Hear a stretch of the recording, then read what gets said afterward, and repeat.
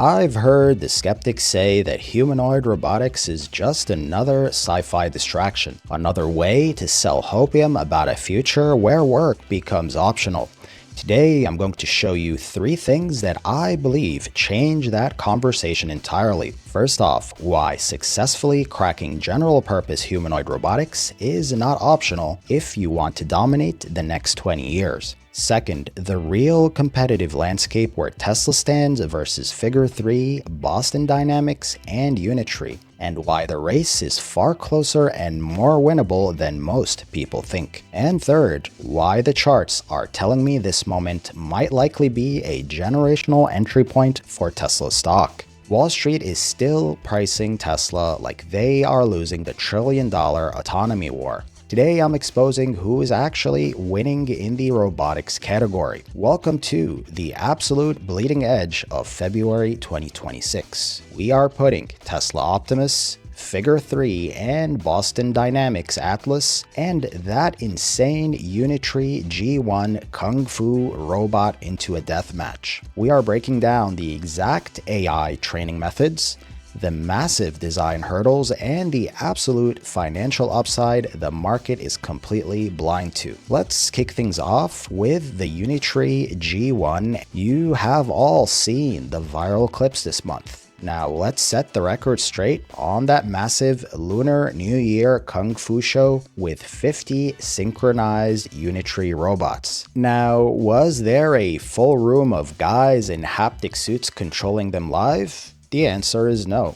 That specific massive performance was officially fully autonomous. It was an absolute fucking masterclass in automation. But compared to those random, crazy, viral solo clips you see every now and then, you know, the stuff in the lab, that is where the massive, highly controversial open secret comes in. A lot of those individual bleeding edge flexes are heavily reliant on full-body teleoperation. We're talking about Unitree's embodied avatar system. It's incredibly easy to just laugh, point fingers, and call it a fake AI scam to pump the hype cycle. But the smart money in Silicon Valley knows teleoperation is not a scam at all. It is actually a brutally effective, brilliant, long-term data strategy, and almost everyone is doing it. When a human pilot kicks a board or swings a racket while strapped into a haptic rig, the robot's sensors record every single microsecond of that physical interaction. That exact kinematic data is the ultimate cheat code. So yes, some of today's demos might be human guided, but tomorrow's factory worker absolutely will not be, because that puppet data is the exact fuel the AI needs to bootstrap its own brain. But how exactly does that brain get built? This brings us to round 2, the training fight. Because the most advanced titanium hardware on Earth does not matter if the brain running it isn't intelligent. Now let's look at exactly how these 4 companies are training their robots, because they are taking completely different paths to the exact same destination. Let's start with the Unitree and their Unifo LM model. They take that human teleoperation data I just talked about and use it for imitation learning. But they don't stop there. They transition that data into reinforcement learning in a physics simulation. Picture putting the AI in a digital room for thousands of years. The AI tries to do a backflip, falls on its back, resets, and tries again millions of times a second until it accidentally executes it perfectly. Now, once the AI masters the physics in the matrix, they extract that policy and drop it into the physical robot. Now, stepping into the fight is Figure 3. Figure is not relying heavily on simulation. They are using an end-to-end vision language action model called Helix. And they are no longer relying on outside partners for cognitive reasoning. Helix is now their fully in-house proprietary model. When the Figure 3 robot looks at chaotic, messy kitchen tables, it does not rely on rigid, hard-coded rules. It uses internet-scale data to instantly reason what a towel is, how much it realistically weighs, and how to safely fold it without knocking over a glass of water. It maps raw visual chaos directly into motor action, translating your casual human speech commands into physical movement. And it works. Their previous model, Figure 2, already proved this in the BMW factories. And here is a killer stat: 90,000 parts successfully loaded. Figure 3 is taking all that real-world data to the next level. Then we have Boston Dynamics and the new Electric Atlas. This one truly blows my mind. For years, Boston Dynamics relied on old-school model predictive control. It gave them unmatched balance, but the robot was basically brain-dead when it came to reasoning. Well, not anymore. They have fully integrated Google's DeepMind's foundation models. Boston Dynamics just gave their indestructible 200-pound Terminator the Google DeepMind brain, because apparently giving it 360-degree swiveling hips wasn't terrifying enough. They felt the need to give it the cognitive ability to plot our demise. And their absolute superweapon? Fleet-level learning. If one single Atlas robot in a Hyundai steel plant encounters a weirdly shaped car door and figures out a slightly more efficient way to lift it, it doesn't keep that knowledge to itself. The entire global fleet of Atlas robots instantly levels up. One robot learns, and 10,000 robots immediately gain that exact physical skill. But then we have the undisputed heavyweight of raw data, Tesla Optimus. Tesla is not relying on heavy digital simulation like Unitree, and they never outsourced their brain to OpenAI like Figure initially did. They are using pure, brute force, real-world video, end-to-end neural networks. It is the same exact full self-driving brain that navigates your car through chaotic city streets, just ported into a bipedal metal chassis. Teleoperated isn't a dirty word for Tesla. It is their entire data pipeline. Tesla literally hires hundreds of human workers, straps them into motion capture suits and VR headsets, and has them perform factory jobs for 8 hours a day. They feed terabytes of this raw video data into the Dojo supercomputer cluster. Video goes in, robotic movement comes out. There is no code telling the robot how to pick up a battery cell. It learns entirely by watching humans do it millions of times in the real world. But a genius brain needs a body that won't break, which takes us to round 3, the design hurdles. Now, let's break down each robot individually to see what they are building and what they actually excel at. Let's start off with the Unitree G1. Design-wise, the G1 is built for pure, unadulterated agility and cost efficiency. It is incredibly compact, utilizing high torque custom joints, 3D LiDAR, and depth cameras packed into a lightweight frame. They aren't using aerospace-grade materials, they are using supply chain magic to keep the base cost at that insanely low $13,000 mark. And guess what? You can actually order one on Amazon for about $17,000 to $18,000. Now, what does it excel at? Dynamic movement, acrobatics, and serving as the ultimate sandbox for open source developers. Next up, let's talk about Figure 3. This thing looks like it was designed by Apple engineers in Cupertino. It features a sleek, matte black and silver chassis wrapped in soft-touch fabric material, specifically designed for human safety and aesthetics.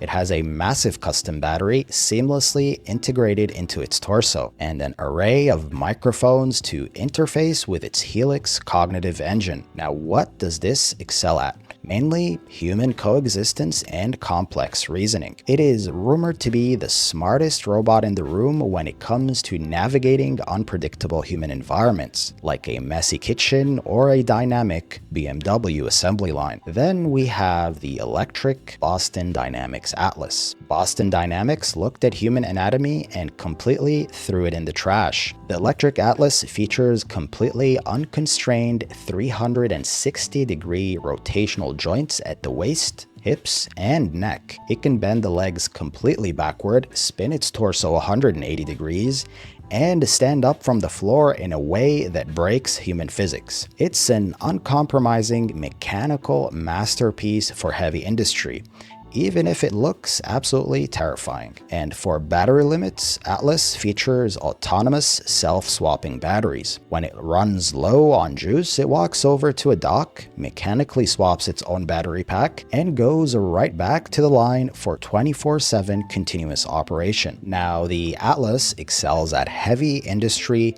brutal factory payloads, and superhuman maneuverability in tight, dangerous spaces. Finally, the undisputed heavyweight of mass manufacturing is Tesla. Tesla's building Optimus like they build cars, obsessing over vertical integration. They are designing their own custom actuators in-house to slash supply chain costs and eliminate third-party bottlenecks. And they just casually dropped the Gen 3 Optimus hands with an absurd rumored 50 actuators. 50. And that gives Optimus a level of superhuman micro-precision that makes everyone else look like an arcade claw machine. Now look, I know what Elon says it's for on the factory floor, but we all know exactly what the internet is going to use a 50 actuator robotic hand for, and it's not going to be for sorting battery cells. Now, what does the Optimus excel at? Scale, software-defined learning, and manufacturing efficiency. So if we lay all the cards on the table, who is actually winning this race? It depends entirely on what game you are playing. If you want the smartest conversational reasoning, Figure is supposedly winning this race. If you need an indestructible beast to build ships and cars 24/7, Boston Dynamics is ahead. And if you want a cheap, hyper-agile research platform, Unitree is winning. But if we're talking about the trillion-dollar labor replacement war, the winner is a company that can manufacture the hardware at the fastest and cheapest while training the software on the largest real-world dataset. While analysts obsess over Model Y margins, the smart money is quietly accumulating Tesla for the real 10x explosion. And here is a massive narrative shift the media is scratching their heads at. Tesla is actively shutting down legacy Model S and Model X production lines to convert that massive factory space into a dedicated Optimus manufacturing hub. Shutting down legacy EV lines is the ultimate proof that Tesla is going all in on robotics. The EVs were just a side quest to fund the trip back to Mars. Now, Wall Street completely misses the fact that Optimus is not a hardware product you sell once. It is a high-margin software and services business cleverly disguised as hardware. It is robotics as a service. That is, the hardware plus the recurring AI subscription. That equals multiple trillions in high-margin revenue. This isn't a side project, it's bigger than robotaxis. Now let's look at urgent catalysts that are going to send these narratives into overdrive. First, Tesla has teased possibilities for Optimus production at Giga Berlin following the Cybercab ramp, which might be a massive pre-earnings catalyst. Second, Figure is planning early residential home pilots with Figure 3 in late 2026, and their private valuation is already sitting at $39 billion. Third, Boston Dynamics Atlas fleets are shipping to the Hyundai facilities right now. And finally, Unitree continues aggressive pricing on their models, flooding the developer market, which means millions of developers will be building new skills for this robot for free. Unitree is selling a hyper-agile robot that literally knows Kung Fu for 13 grand. Meanwhile, Apple charges you $4 grand for a pair of ski goggles. Now, by 2028, you will either own a $20,000 Optimus that folds your laundry and does your dishes, or you will be actively competing with one for your job. This isn't Skynet just yet, but the training wheels are officially coming off. But before you start clearing out a closet for your new robot butler, we need to talk about the massive hurdle that could push this out much further, and that is safety. Because putting a bipedal robot in a controlled, geo-fenced BMW factory is one thing, but putting one in your messy living room with your kids kids, your pets, and your fragile Wi-Fi network is a completely different nightmare. Let's start off with the AI brain itself. When ChatGPT hallucinates a weird answer on your laptop, you just refresh the page and laugh it off. But when a 150-pound machine with a 50 actuator hand hallucinates while holding a chef knife in your kitchen because it misidentified the family dog, that is a multi-billion-dollar lawsuit waiting to happen. Then you have the ultimate privacy invasion risk. To navigate your home and fold your laundry, these robots require constant, unblinking video and audio streams feeding directly back to the mothership to train their neural nets. You are literally paying 20 grand to put a mobile surveillance tower in your bedroom that reports directly to a corporation. Before these companies can actually tap into that trillion-dollar consumer market, they have to prove that these machines are completely bulletproof. And the regulatory red tape for residential deployment is going to make the self-driving car hearings look like a polite tea party. Now let's switch over to the charts to see if we can spot a good entry point on Tesla. Alright, looking at the Tesla chart, if you zoom out a bit, you'll see that we have had this wedge here for quite a while, and we have broken out of that wedge, and that is a bearish sign. Now, where is the reversal going to happen, and are we going to have a reversal to the upside? Let's break this down a couple different ways. Now, first off, if you look here, it seems that we are in a channel, and this channel to the downside could continue until we have a break of that upper trend line. So far, we have not seen that. Now, bear with me here because I'm building up to something else. Another way to look at this is that you have a wedge here, and then we're just going to draw that line up there like that. So you could argue that the stock right now is changing character. So if we get a breakout of this trend line, we could be looking at a movement back to the upside. If it takes this path, we just need to break out here, and then we will continue back up to the all-time highs. That is one way of looking at it. Now, the third way that I am looking at it here is, yes, we are still in a channel. And if you put a box down here in this area, you'll see that this was our support zone. We had 3 points where it got bought up. Here's the first one, the second one, here's the third one, and actually here is the fourth one. So it seems to me that buyers are stacking in this box. Now I want to find a setup with the least risk and the most upside. So what I'm thinking is, unfortunately we have this unrest in the Middle East, and when the market opens on Monday, oil prices are going to spike. We are going to definitely see some volatility in the market. We may even see a nasty red day. Hopefully that gets resolved and we have peace soon. But that being said, we are traders and trading continues. What I'm looking for here is if we get a move to the downside, I want to see this really overextended. And then I want to see a reaction similar to this where you dipped aggressively and then the buyer stepped in. I think we will get one more shot to the downside. And if that happens, I am going to load up in this box and have my stop right below this area.